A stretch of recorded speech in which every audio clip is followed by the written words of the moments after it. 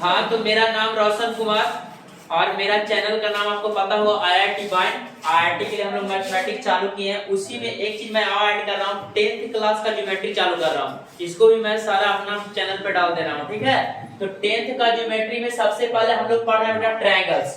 Triangles के बारे में पढ़ रहे हैं, क्लास 10th का ट्रायंगल। और ट्रायंगल चैप्टर हम चालू करेंगे। इसमें सबसे पहले हम लोग थोड़ा सा रिवाइज करवाते हैं क्लास 9 को।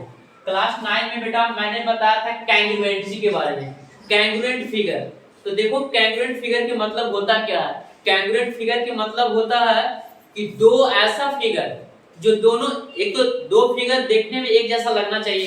कैंग्रुएंसी का मतलब होता है देखने में भी एक जैसा होना चाहिए, साइज और शेप भी उसका बिल्कुल सेम होना चाहिए। लेट कर लो, हम लोग का ये हाथ का जो हथेली है और ये हाथ का हथेली है, दोनों का साइज और शेप बिल्कुल इक्वल होता है, तब ना बेटा दोनों एक दूसरा को ना ओवरलैप कर देता। देखो अगर जो मैं बोलूं कि ये वाला मेरा जो लेफ्ट हैंड है उसको तुम देख सकते हो तो नहीं, इधर से तुमको बोलूं कि राइट हैंड को देख सकते हो तो नहीं देख सकते हो। मतलब एक हथेली एक दूसरा को क्या कर रहा, ओवरलैप कर रहा। मतलब दोनों हथेली है जो मतलब कैंग्रुएंसी का सबसे बड़ा एग्जांपल है। भाई कोई ऐसा आदमी का हाथ देखा है कि वो हाथ छोटा है वो बड़ा है? हाँ, कुछ ऐसा होता है कि अब रूल हो जाएगा तो फिर उसका हाथ छोटा भी हो सकता, नहीं हो सकता, वो अलग बात है। बट ऐसे जनरली जो मनुष्य है उसका दोनों हाथ कैंग्रुएंस होता है, हाथ का हथेली, ठीक है। दोनों एक दूसरे को क्या कर रहा है, ओवरलैप कर रहा है। कैंग्रुएंसी का मतलब होता है बेटा दो फिगर दोनों एक दूसरे को क्या कर दे, ओवरलैप कर दे। ओवरलैप मतलब पूरा ढक देना चाहिए। अगर जो पूरा दो फिगर एक दूसरे को ढक दे रहा है बेटा तो हम लोग बोलेंगे क्या है, वो दोनों का दोनों फिगर कैंग्रुएंट है। कैंग्रुएंसी का सबसे बड़ा एग्जांपल जो तुम्हारा है, सबसे बड़ा एग्जांपल कैंग्रुएंसी का जो है, दो वो इक्वल रेडियस का सर्कल, दो को इक्वल रेडियस का सर्कल, दोनों का दोनों बेटा क्या है, सर्कल है। दोनों का रेडियस यहाँ पे कितना है, 5 सेंटीमीटर। दोनों का रेडियस कितना बेटा, 5 सेंटीमीटर के इक्वल है। मतलब मान लो 5 का सिक्का, दोनों का रेडियस क्या होता है, सेम। दोनों को एक दूसरा पे रखेंगे तो दोनों एक दूसरा को क्या कर देगा, पूरा ढक देगा। मतलब दोनों का दोनों क्या है, सेम फिगर है, क्या है, सर्कल है। और दोनों एक दूसरा को क्या कर दे रहा, ओवरलैप कर दे रहा। लेकिन हम लोग ट्रायंगल में इसको क्या जाने थे, ट्रायंगल में भी यही जाने थे कि दो फिगर, बहुत अच्छा ज्योमेट्री हम लोग पढ़ाए थे, विश्वास मानिए 9 क्लास को भी डालेंगे। कहता है कि दो जो फिगर है, दो फिगर एक दूसरे को क्या कर दे, ओवरलैप कर दे। जैसे ट्रायंगल में, क्योंकि हम लोग को पढ़ना बेटा ट्रायंगल, तो ट्रायंगल में हम लोग को काम करना पड़ेगा। तो देखो क्या होता है, एक ट्रायंगल एबीसी है, एबीसी, और दूसरा ट्रायंगल बेटा डीईएफ है, डीईएफ है। दो गो ट्रायंगल है, एक ट्रायंगल एबीसी है, दूसरा ट्रायंगल है बेटा डीई और क्या है, एफ है।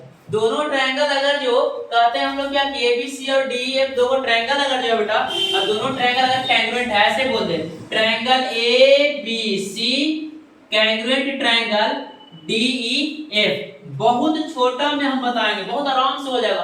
दो गो ट्रायंगल अगर जो एक दूसरे के कैंग्रुएंट है तो कहते थे कि करस्पॉन्डिंग एंगल इक्वल होता है। करस्पॉन्डिंग एंगल क्या होता है, इक्वल। मतलब करस्पॉन्डिंग का मतलब होता है एक के जैसन, एक के जैसा लगना चाहिए। मेरा दाहिना हाथ तुम्हारा दाहिना हाथ करस्पॉन्डिंग हैंड है। उसी तरह से एंगल ए, एंगल ए के इक्वल क्या होना चाहिए बेटा, एंगल डी। और ना बेटा एंगल बी के इक्वल क्या होना चाहिए, एंगल ई। और एंगल सी के इक्वल क्या होना चाहिए बेटा, एंगल एफ। तीनों करस्पॉन्डिंग एंगल इक्वल होना चाहिए और तीनों के तीनों करस्पॉन्डिंग साइड क्या होना चाहिए, इक्वल होना चाहिए। तो क्या होना चाहिए बेटा, AB is equal to DE होना चाहिए।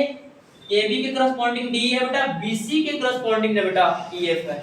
BC के करस्पॉन्डिंग क्या है, EF है बेटा। और AC के करस्पॉन्डिंग कौन है बेटा, AC के करस्पॉन्डिंग क्या है, DF। मतलब हमको जानना इतना है। अलग बात है ऐसे S angle side angle side angle angle side side side, ये सब जो क्राइटेरिया था पढ़ना था 9 क्लास में। हम लोग को क्राइटेरिया को ध्यान में नहीं रखना, हम लोग को सेम चीज याद रखना कि दो गो ट्रायंगल अगर कैंग्रुएंट है तो क्या क्या नेसेसरी है, ओबे करेगा, पक्का होगा। तो कौन सी होगा, तीनों एंगल करस्पॉन्डिंग जो होगा इक्वल होगा और तीनों का तीनों करस्पॉन्डिंग साइड भी आपस में क्या होगा, इक्वल। यही हम लोग को पढ़ना था कैंग्रुएंसी, यही कैंग्रुएंसी हम लोग पढ़े थे। अलग बात है दो को साइड एगो एंगल इक्वल होता था, साइड एंगल साइड प्रॉपर्टी से दोनों ट्रायंगल क्या होता था, कैंग्रुएंट हो जाता था। सारा थ्योरम हम लोग प्रूव करके बताए थे। तो देखो यही चीज हम लोग को समझना है बेटा कि दोनों ट्रायंगल कैंग्रुएंट है अगर जो एक ही चीज होगा, मतलब क्या होगा कि करस्पॉन्डिंग एंगल और करस्पॉन्डिंग साइड इक्वल होना चाहिए। दो को ट्रायंगल कैंग्रुएंट है तब। अब देखो सिमिलरिटी को देखते हैं। क्या देखते हैं बाबा? सिमिलरिटी को देखते हैं। ठीक है, सिमिलरिटी को देखते हैं।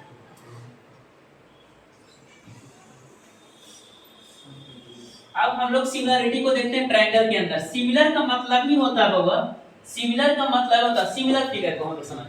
सिमिलर फिगर के मतलब क्या होता है कि देखने में तो कम से कम एक जैसा होना चाहिए, साइज में शेप में इक्वल है कि नहीं है मैटर नहीं करता। अभी हम लोग बात कर रहे थे हथेली का, मेरा हथेली और कोई एक और बच्चा है उसका हथेली। अब हमारा हथेली हुआ अग्रेट खाली के हथेली मिलेगा, देखने में दोनों के हाथ एक जैसा लगता है, 5 उंगली है ना सेम ना, देखने में एकदम सेम लग रहा है, सिमिलर लग रहा है।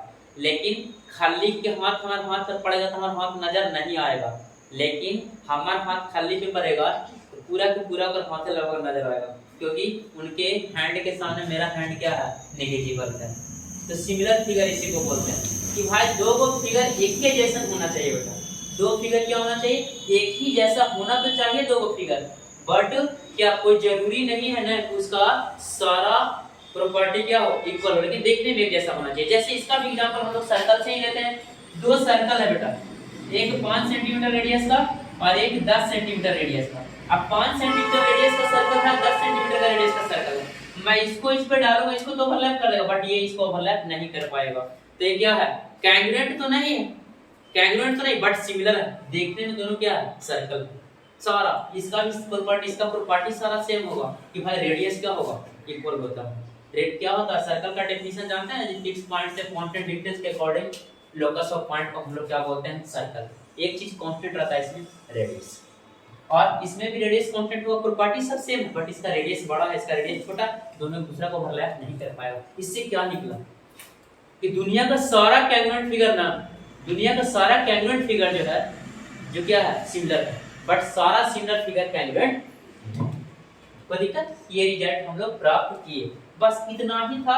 और इसके आगे हम लोग को जो पढ़ना है 10 क्लास में, वो थ्योरम पढ़ना है, थेल्स थ्योरम। और थेल्स थ्योरम जो पढ़ना है बेटा, वो थेल्स थ्योरम जब हम लोग को पढ़ना है ना, वो मतलब उसको एक नाम और हम लोग बोलते हैं बीपीटी। बीपीटी बोलते हैं बेसिक प्रोपोर्शनलिटी थ्योरम या बेसिक प्रोपोर्शनल थ्योरम। ठीक है, इसी को आज हम लोग ना प्रूव करने जा रहे हैं कि क्या होता है। तो देखो हम लोग थेल्स थ्योरम को आपको समझाने का प्रयास करते हैं कि सचमुच में थेल्स थ्योरम है क्या। तो एक चीज तो पता चला, सिमिलरिटी को देखिए कि एक बात याद रखना, सिमिलरिटी को देखिए। एक चीज थेल्स थ्योरम प्रूव करने से पहले एक चीज और बताते हैं, बड़ा छोटा चीज है, 2 मिनट में हो जाएगा बेटा। कि अगर जो सर दो ट्रायंगल सिमिलर है तो क्या होगा? कहा कि हम लोग को पढ़ना ट्रायंगल है, कहां हथेली का क्या काम है? कोई काम नहीं, सर्कल जब पढ़ाएंगे बवाल पढ़ाएंगे, कोई टेंशन नहीं होगा। देखो बेटा, दो गो ट्रायंगल हम मानते हैं सिमिलर है, लेट करते हैं। ये दो गो ट्रायंगल क्या है? सिमिलर है, ए बी सी डी ई और एफ। दो गो ट्रायंगल क्या बेटा? सिमिलर। अगर जो दिया है कि ट्रायंगल ना बेटा A B C similar triangle D E F, दो गो ट्रायंगल अगर जो कोई दे दिया बेटा सिमिलर, तो इसका भी 6 कंडीशन होता है। इसका भी कितना कंडीशन होता है? 6 कंडीशन होता है। हम उल्टा बताते हैं, सब बोलता है कि दो गो साइड बराबर है, तीन गो एंगल इक्वल है, ता सिमिलर होगा। हम बोलते हैं सिमिलर है ता कौन चीज होगा? बाकी हमको पढ़ना तो चाहिए सिमिलरिटी, सबसे उल्टा। तो देखो बेटा, दो गो ट्रायंगल सिमिलर है का मतलब एंगल ए के बराबर एंगल डी होगा, मतलब कॉरेस्पॉन्डिंग एंगल क्या होगा? Equal. Angle A equal to angle D और angle B is equal to बेटा एंगल ई और angle C is equal to बेटा angle C is equal to angle ना बेटा एफ। इतना होगा। और 3 कंडीशन ये हो गया कि तीनों का तीनों क्या हो गया? तीनों कॉरेस्पॉन्डिंग एंगल इक्वल होगा, लेकिन तीनों कॉरेस्पॉन्डिंग साइड का भी इक्वल हो सकता है नहीं। काहे कि कोई जरूरी नहीं, देखने में कैसा लगना चाहिए, बराबर रहना जरूरी नहीं। जब बराबर होगा, इक्वल होगा, तब आखिर तीनों साइड बराबर होगा जी। तो एक बात तो पक्का है कि नहीं होगा, लेकिन एक चीज होगा, उसका रेशियो इक्वल होगा, क्योंकि उसका सारा कैरेक्टरिस्टिक्स मैच करता है। सारा कैरेक्टरिस्टिक क्या करता है? मैच करता है। जैसे बेटा 10 साल के वो बच्चा है, एगो 20 साल के बूढ़ा है, दोनों क्या सिमिलर चीज है, दोनों का शेप सेम नहीं है, साइज सेम नहीं है, लेकिन दोनों का प्रॉपर्टी सेम है, दोनों का रेशियो सेम है। खाली रेशियो का रेशियो सेम होता है, रेशियो सेम होता है कि दोनों के काम सेम चीज है, खाना, खाना खाएगा पोटी करेगा, खाना खाएगा पोटी करेगा, ऐसा ही करता है, सारा प्रॉपर्टी सेम है। इसी तरह से क्या होता है कि जब बड़ा आदमी छोटा आदमी के रेशियो सेम है, लेकिन दोनों का साइज सेम नहीं है। उसी तरह से दो ट्रायंगल का अगर जो करस्पॉन्डिंग एंगल इक्वल होगा, सिमिलर है तो, और क्या होगा, करस्पॉन्डिंग साइड इक्वल रेशियो में होगा, इक्वल नहीं होगा, उसका रेशियो इक्वल होगा, एक जैसा प्रॉपर्टी है। तो देखो बेटा हम लोग करते हैं, इसका रेशियो क्या होना चाहिए, इसका रेशियो होना चाहिए बेटा A B upon D is equal to BC। BC का करस्पॉन्डिंग क्या है, EF होगा। और देख बेटा AC का करस्पॉन्डिंग क्या है बेटा, AC का करस्पॉन्डिंग क्या है, DF। AC अपॉन क्या होना चाहिए, इतना चीज मालूम होना चाहिए। ना भी रहता तो फिर समझ में आता, क्योंकि जब सिमिलर थ्योरम बताएंगे वो सबसे टफ माना जाता है। सिमिलर थ्योरम में क्या माना जाता है, सबसे ज्यादा टफ माना जाता है, ठीक है। तो सिमिलर थ्योरम, सिमिलरिटी थ्योरम बताएंगे तो उसमें थोड़ा सा रस है, बट बीपीटी में कोई रस नहीं, बहुत इजी चीज है।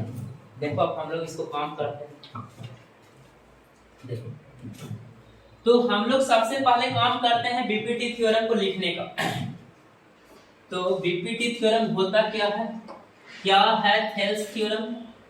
इसको हम लोग थेल्स थ्योरम भी बोलते हैं और बीपीटी भी बोलते हैं। तो कभी एग्जाम में बीपीटी करके बोल देता है, दे देता है, कभी थेल्स थ्योरम बोल देता है, ठीक है। तो किसी भी केस में हम लोग बेटा इसको प्रूव करने का काम करेंगे, ठीक है। अगर जो किसी को क्लास जाना होगा चल जाना, वीडियो चलते रहेगा, वीडियो कंप्लीट हो जाएगा, बाकी घर में जाके देख सकता है, ठीक है। तो हम लोग काम करते हैं बेटा थेल्स थ्योरम को पढ़ाने का काम कर रहे हैं।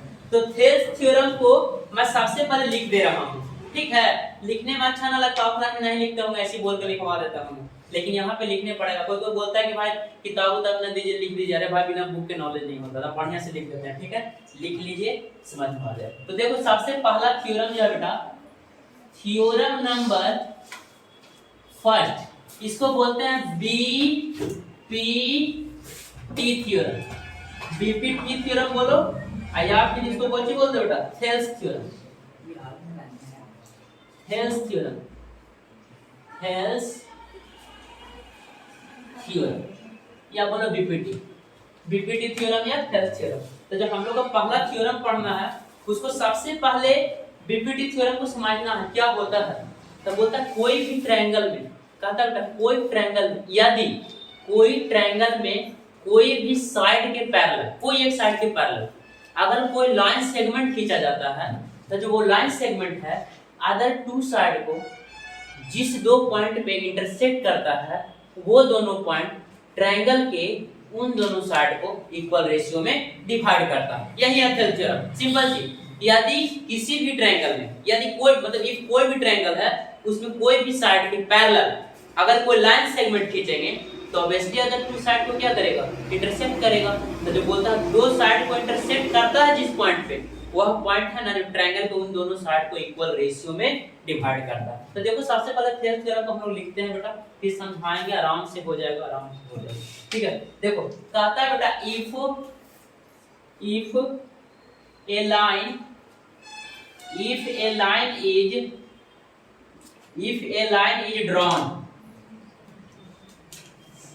a line is drawn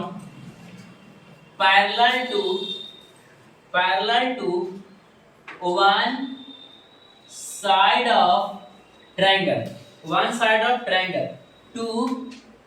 to intersect the other two side, ठीक है, in distinct point, ठीक है बेटा। the other two sides are divided in the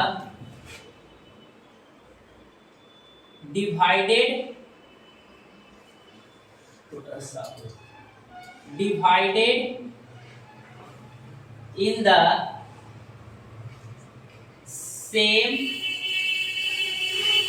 ratio.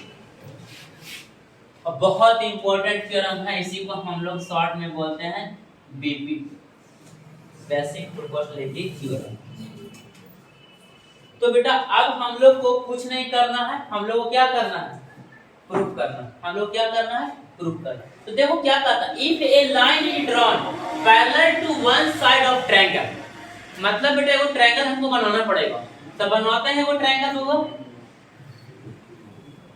एगो ट्रायंगल बनाते हैं बेटा, ए बी और सी। ए बी सी एक ट्रायंगल कहता है इफ ए लाइन इज, बोलता है if a line is drawn parallel to one side of triangle, triangle के कोई एक साइड के पैरेलल कोई लाइन हम लोग खींचते हैं। तो खींच देते हैं बीसी के पैरेलल। बोला बीसी के पैरेलल कहां खींचना है सर, फिगर थोड़ा सा सीधा होगा, देखने में थोड़ा सा अच्छा लगेगा, है ना जी, देखने में थोड़ा सा अच्छा लगेगा। अब जूतों को माथा में पहन लेगा तो ना ढकेगा माथा जी, लेकिन देखने में उतना अच्छा नहीं लगता, इसलिए इसको पैर में पहनते हैं ना, और टोपी को माथा में।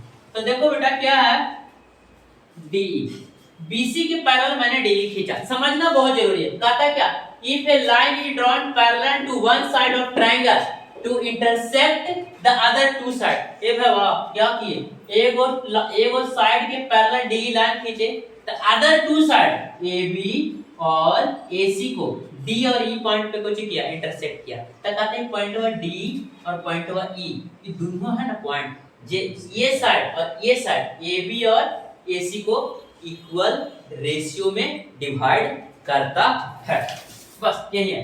फिर से समझ लो, कोई भी ट्रायंगल में कोई एक साइड के पैरेलल कोई लाइन खींचेंगे, तो वो लाइन है जो ट्रायंगल के अदर टू बीसी के पैरेलल खींचे, तो बीसी के अलावा ए बी और AC को दो पॉइंट पे इंटरसेक्ट कर रहा, D और E पे। अब बोलता है दोनों पॉइंट है, ये दोनों साइड को AB और AC को इक्वल रेशियो में डिवाइड करेगा। यही कह रहा है थ्योरम बेटा, हम सिंपल चीज है एकदम आराम से बनेगा। अब हम लोग काम करते हैं, कोई भी थ्योरम को बनाना जब रहे तो क्या करना है, गिवन। जब ठेठ लैंग्वेज में पढ़ाएंगे, जानता है भारत के तक बच्चा के खेल समझ में आ जाएगा, ठीक है, YouTube पे खोलते खोलते मर जाएगा, ना मिलेगा ऐसा वीडियो, है ना जी। तो क्या करते हैं बेटा, सबसे पहले कोई भी थ्योरम को प्रूव करने के लिए हम लोग गिवन देते हैं, क्या दिया हुआ। तो देखो क्या दिया है, लिखेंगे हम लोग क्या बेटा, गिवन, और आप लोग ना पॉज करके प्रिंट भी करते जाइएगा, ठीक है। गिवन, गिवन क्या दिया बेटा, given triangle A, given in triangle A B C, एक तो है ट्रायंगल ए बी सी में, और क्या दिया हुआ बेटा, DE parallel BC, DE parallel क्या है, BC, DE है जो BC के क्या हुआ, पैरेलल, यही तो दिया है गिवन, ठीक है। एक ट्रायंगल ABC है जिसमें DE पैरेलल BC है। तो बोलता है देन प्रूव दैट कहता है दोनों साइड को इक्वल रेशियो, इस साइड को रेशियो क्या है, AD बटा DB, और क्या बेटा AE बटा EC, कहता दोनों इक्वल होगा। तो कहता है DE पैरेलल BC है, तो देन प्रूव दैट क्या जी, AD बटा DB बराबर AE बटा EC। ज्यादा लंबा तगड़ा हम लोग को स्टेटमेंट नहीं देना जी, जो कहता वो काम कीजिए। कहता if a triangle, if a line is drawn parallel to the one side of a triangle intersect the other two side in distinct का मतलब समझना बेटा, दो अलग अलग पॉइंट, D पॉइंट अलग है और E पॉइंट अलग, दो डिस्टिंक्ट पॉइंट पे बोलता है क्या, टू अदर साइड को इक्वल रेशियो में क्या करता है, डिवाइड करता है, सेम रेशियो में डिवाइड करता है। डिस्टिंक्ट का मतलब समझना, D और E दोनों पॉइंट दो अलग अलग पॉइंट है, और दो अलग साइड को इक्वल रेशियो में डिवाइड करता है, ठीक है। तो हम लोग अब इसमें काम करते हैं, इसमें हम लोग काम करते हैं। अब कोई भी थ्योरम में दूसरा काम होता है कंस्ट्रक्शन देना, दूसरा काम है क्या है बेटा, कंस्ट्रक्शन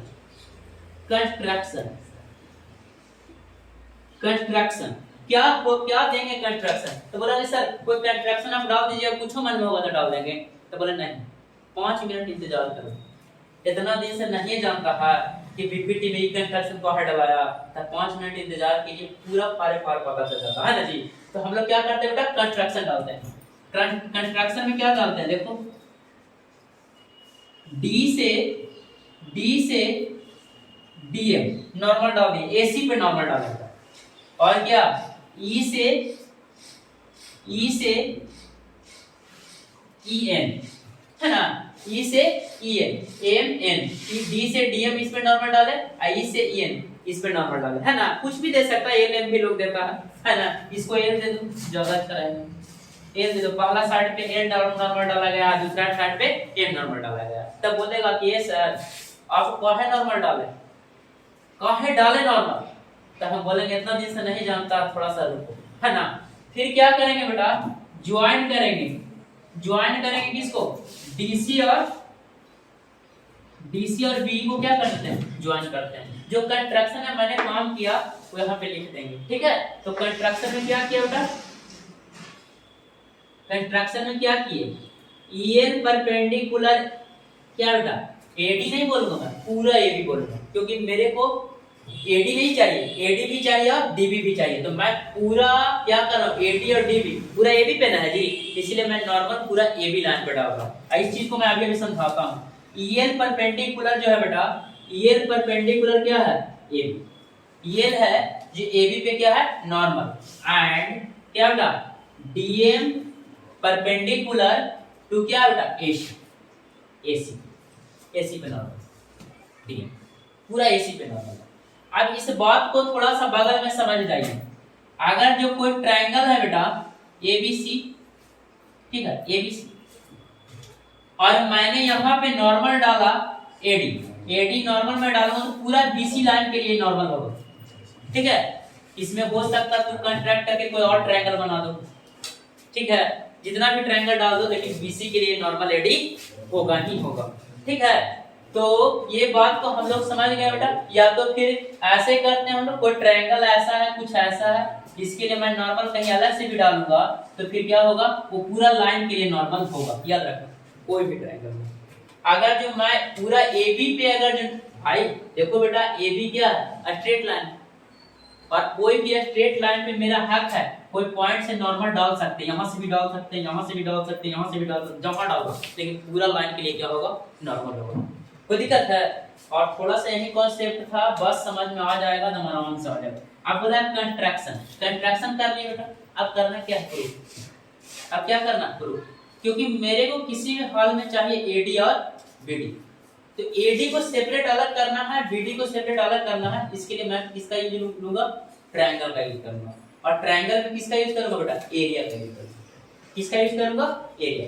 तो हम लोग अभी एरिया का यूज करते हैं, ठीक है। तो एरिया का यूज करते हैं, तो सबसे पहले मैं क्या कर रहा हूं, इन ट्रायंगल एडीई में, एडीई में। तो देखो बेटा, अभी तुमको समझ में कब आएगा, जब प्रूफ मैं कर दूंगा तो समझ में आएगा कंट्रैक्शन क्यों लिए थे। इतना छोटा चीज है। तो क्या करते हैं हम लोग, प्रूफ में चलते हैं। इन triangle A D E, in triangle A D ई, मैं बेटा इसका एरिया निकालने का काम करता हूँ। इसका क्या निकालने का काम करता हूँ, एरिया।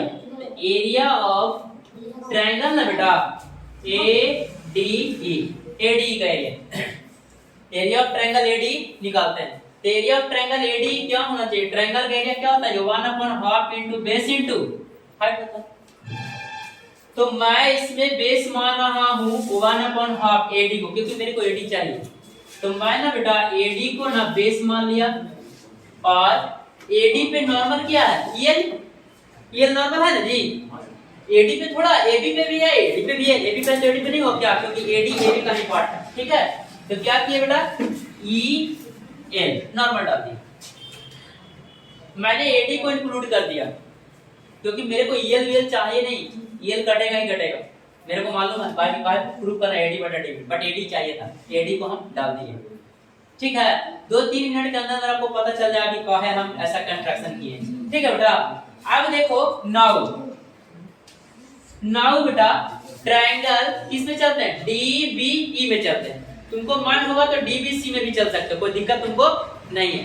डीबीई सारा टीचर लोग ऐसा ही बताता था, हम भी बताते हैं, ताकि तुम्हारा मन में कोई भी कंफ्यूजन नहीं है। तो डीबीई में चलते हैं बेटा। अब तुम्हारा मन है तो डीबीसी में भी जाएगा, तो कोई तुमको गलती नहीं काटा जाएगा। तो डीबीई में चलते हैं, क्या चलता है, डीबीई। तो क्या निकालते हैं बेटा, एरिया ही निकालो, एरिया ऑफ ट्रायंगल क्या बेटा, डीबीई, DBE। देखना बेटा DBE का एरिया निकालते हैं, तो DB के लिए भी तो नॉर्मल होगा ना, EL अभी भी बताया कि DB और AD दोनों AB का पार्ट है बेटा। एक लाइन ऐसा था AB, इसी पे ना बेटा कहीं पे क्या है D, कहीं पे क्या है D है। तो मैं अगर जो बेटा क्या दिया हुआ है कि मैं यहाँ पे कहीं पे यहाँ पे नॉर्मल डाला हूँ किसी पॉइंट से, किसी पॉइंट से यहाँ पे नॉर्मल डाला हूँ, ये नॉर्मल पूरा लाइन के लिए होगा, वो AD के लिए भी नॉर्मल होगा और BD के लिए, क्योंकि पूरा AB पे नॉर्मल डाला गया। ठीक है, इसी का हम लोग यूज करते हैं। DBE का एरिया निकालते हैं बेटा, क्या होता है 1/2 और देखो क्या करेंगे DB को मैं ना बेटा बेस मान ले रहा हूँ, DB को बेस, और फिर हाइट तो सेम है ना, हाइट क्या है बेटा सेम, हाइट क्या है सेम, यहाँ तक किसी को दिक्कत नहीं। अब समझ में आ रहा होगा 1/2 से 1/2 अगर दोनों को डिवाइड करें तो कैंसिल हो जा रहा है, AD/DB EL CL क्या हो जा रहा है कैंसिल हो जा रहा है। तो मेरा काम क्या हो गया बन गया। अब तुमको पता चला होगा क्यों मैंने यहाँ पे नॉर्मल डाला। अब देखो बेटा अब इसको हम मिटाने का काम करेंगे ऊपर से, ठीक है, और आप लोग पॉज करके यहाँ तक प्रिंट कर लीजिएगा, बहुत अच्छा से समझ में आया होगा, नहीं भी आया होगा तो कोई दिक्कत नहीं है ना जी। फिर राम नाम सत्य करते रहिए। फिर देखो बेटा इसको हम मिटाने का काम करते हैं, बहुत हम आराम से पढ़ाएंगे, कोई दिक्कत नहीं है, ठीक है। अब तो थ्योरम मेरे को पता हो गया है, इतना देर में तो प्रिंट कर ही दिया होगा बेटा।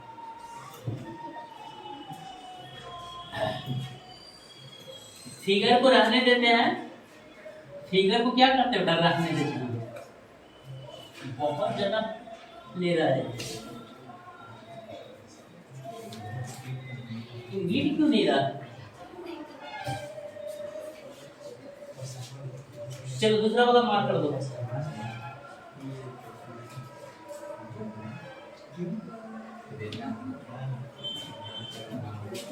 आप लोग आराम से प्रिंट कर लिए हो, मैंने इस फिगर को छोड़ दिया। चलो देखो बेटा इसके आगे काम करते हैं हम लोग। ये दोनों एरिया ऑफ ट्रायंगल ADB और DB को अगर जो डिवाइड कर दिया जाए तो मेरा काम हो ही जाएगा। तो क्या करते हैं बेटा, area of triangle ADE upon area of triangle ना बेटा DBE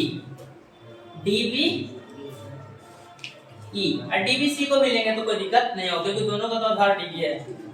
तो क्या करते बेटा डिवाइड करो, 1 अपॉन क्या था हाफ, AD का एरिया क्या था बेटा AD इनटू हाइट क्या था बेटा EL, अब बाटा इसका क्या था बेटा 1 अपॉन हाफ, इसका क्या था बेटा BD इनटू इसका भी क्या था EL, इसका क्या था EL। कोई दिक्कत है, किसी को प्रॉब्लम नहीं होना चाहिए। 1 अपॉन हाफ से 1 अपॉन हाफ कैंसिल हो गया बेटा, EL से EL क्या हो गया कैंसिल हो गया। मतलब क्या हुआ कि area of triangle ADE upon area of triangle DBE is equal to क्या बेटा AD बटा DB के इक्वल है। इसको इक्वेशन नंबर क्या मान लेंगे हम लोग, यहाँ तक किसी को कोई दिक्कत नहीं होना चाहिए, कोई दिक्कत नहीं होगा बेटा, होना भी नहीं चाहिए। अब इसके आगे हम लोग करते हैं यही वाला काम सेम इधर से भी करेंगे, तो मेरे को AE बटा EC मालूम हो जाएगा। अब दोनों इक्वल हुआ कि ना हुआ उसको आगे हम लोग काम करेंगे, ठीक है। तो नाउ इसके आगे हम लोग चलते हैं, इसके आगे चलते हैं। मैंने ये दोनों को डिवाइड कर दिया, यहाँ तक आप लोग प्रिंट भी कर लिए होंगे, समझिए खाली समझे की चीज है। ऐसे तेरा बुक आएगा जो प्रूफ रहता वो मैटर नहीं करता, कैसे हुआ जो मैटर करता। फिर देखो बेटा नाउ सिमिलरली बेटा AE को बेस मानते हैं, एरिया निकालते हैं AED जो कि दोनों इक्वल है। Now area of triangle AED का एरिया निकालो बेटा 1/2 गुणे आधार क्या हो गया AE इनटू बेटा इस पे क्या है नॉर्मल DM, इस पे क्या है नॉर्मल DM, इस पे क्या होता है DM अपॉन हम लोग डायरेक्ट फिर इसका एरिया डिवाइड कर देते हैं ना जी, क्या area of triangle ECD, ECB को भी ले सकते हैं ECD, area of triangle ECD क्या होगा बेटा 1 अपॉन हाफ और क्या बेटा ईसी बेस है, लेकिन पूरा नॉर्मल क्या है डीएम है जो पूरा एसी के लिए नॉर्मल था। तो क्या हो गया बेटा EC into conjugative DM, DM से डीएम कैंसिल हो गया और 1/2 से 1/2 कैंसिल हो गया बेटा, इज इक्वल टू क्या लिख सकते हैं A E upon E C. Equation number second, equation number second. अब देखो बेटा समझना इस बात को कि क्या किए कि ईसीडी का एरिया निकाले, तो ईसीडी का एरिया जो 1/2 बेस ईसी को माने बेटा, और क्या अगर जो डीएम है जो एई के लिए नॉर्मल है तो एसी के लिए एई के लिए नॉर्मल है तो इसी के लिए भी होगा, क्योंकि इसी भी एसी का पार्ट है, क्योंकि पूरा एसी पे नॉर्मल डाला गया है। कोई दिक्कत है? कोई दिक्कत नहीं।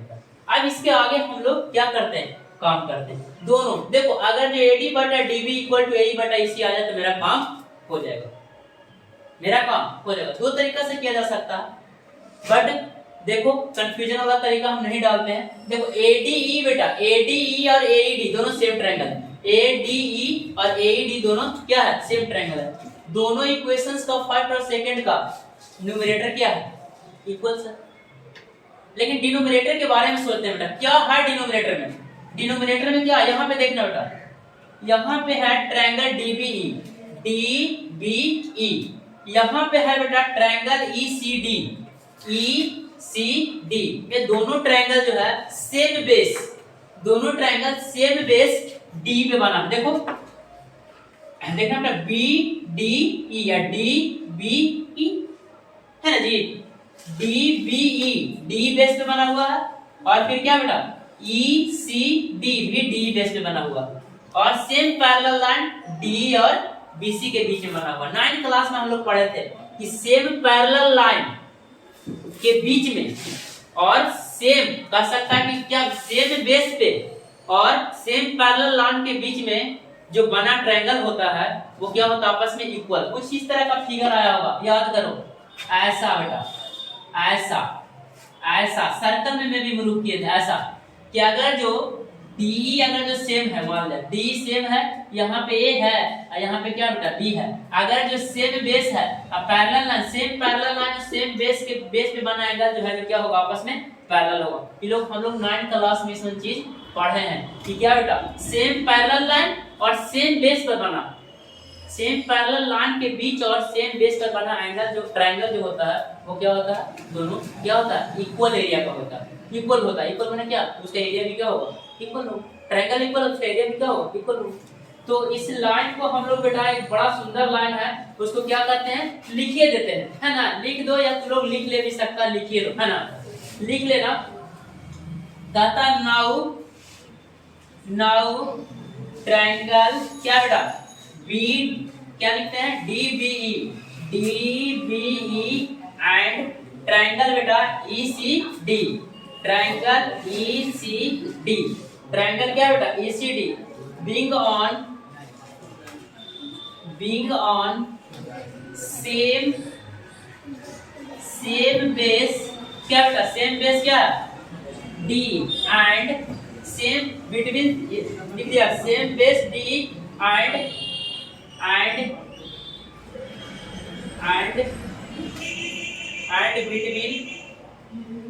between same parallel lines क्या बेटा DE and BC है बेटा, DE and BC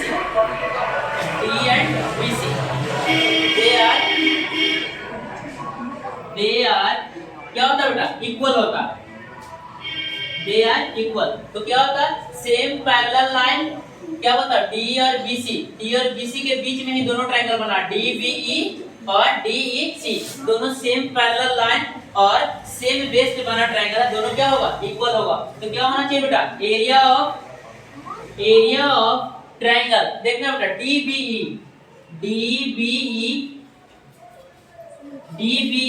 is equal to area of triangle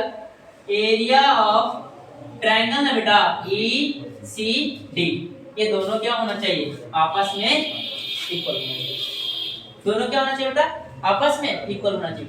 DBE और एरिया ऑफ ट्रायंगल ECD दोनों क्या होना चाहिए इक्वल। क्यों इक्वल है? क्योंकि दोनों सेम पैरेलल लाइन और सेम बेस पे बना हुआ ट्रायंगल है, इसीलिए दोनों क्या होगा आपस में इक्वल होगा।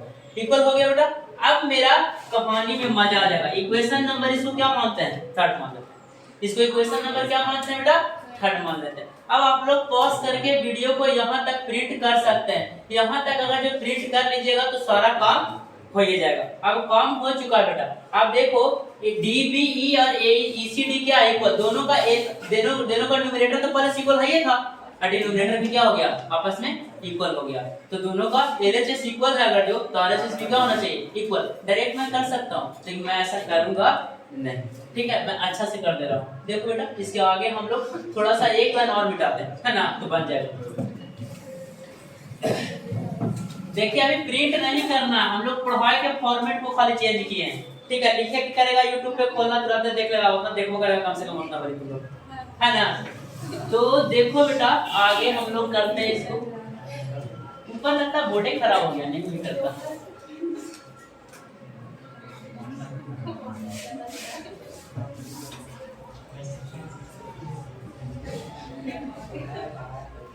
चल तो हम लोग क्या करते हैं बेटा, इसके आगे हम लोग काम करते हैं। देखो तो ये दोनों क्या हो गया इक्वल हो गया। मतलब क्या बेटा, मैं लिख सकता हूं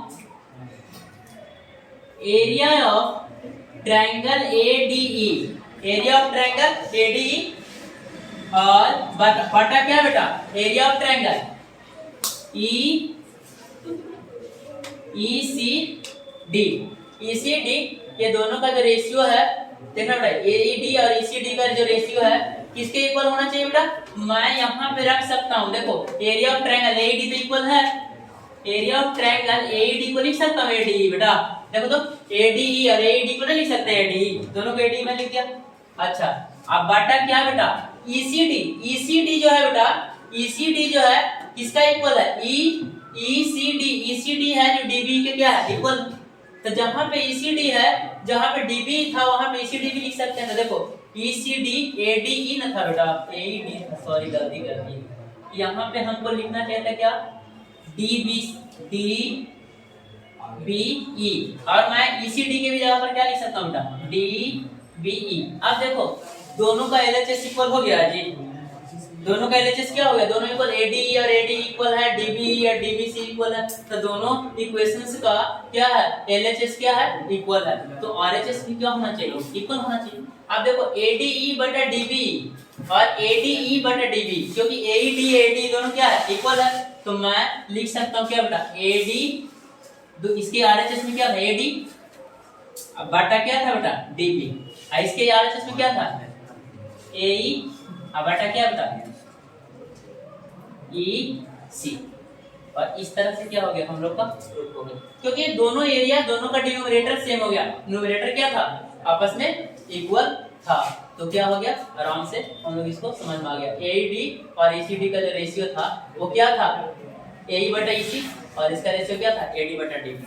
तो इस तरह से प्रूफ हो गया क्या AD बटा DB is equal to AE बटा EC। अब देखना 2 मिनट और टाइम दीजिए और इसको हम लोग एक बार थोड़ा सा ब्रीफली समझा देते हैं। मिट भी नहीं रही, पता है मार्कर खराब है। देखो बेटा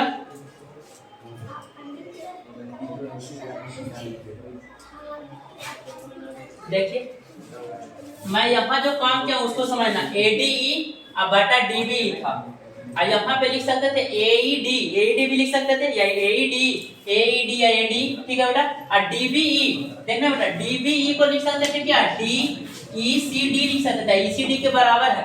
तो दोनों को मैंने ना दोनों के LHS को इक्वल कर दिया, तो दोनों का RHS भी क्या होगा इक्वल। एक का LHS में क्या था RHS में AD बटा DB था, दूसरा क्या था AE बटा EC। इस तरह से हम लोग का क्या हो गया हेल्थ थ्योरम प्रूफ हो गया। और इतनों में ना समझ में आया उसको बार देख के पक्का समझ में आप लोग को आएगा, ठीक है। बंद कर दो। अगला क्लास में हम लोग बताएंगे कन्वर्स ऑफ डेरिवेटिव।